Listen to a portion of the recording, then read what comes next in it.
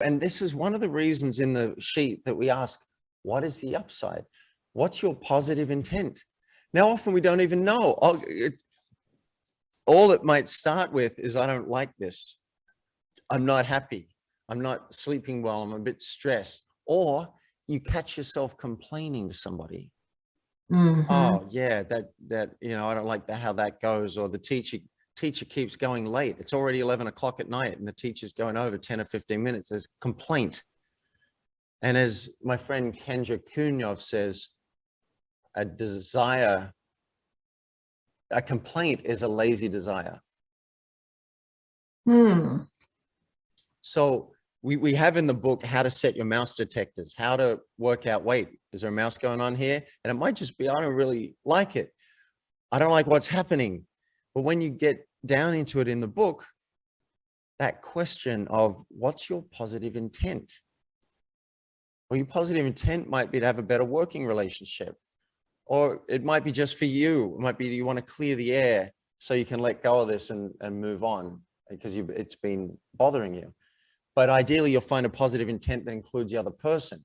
I'm sharing this with the team because I think we can be more productive and have more fun in our meetings. And I want to find out if you guys agree, right? That's positive intent. Now they know where you're coming from that includes them.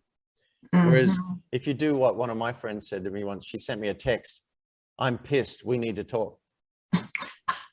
Now, come on, we've all done it at some point. That just doesn't set the person up well. So these are ninja moves. It'll change your life.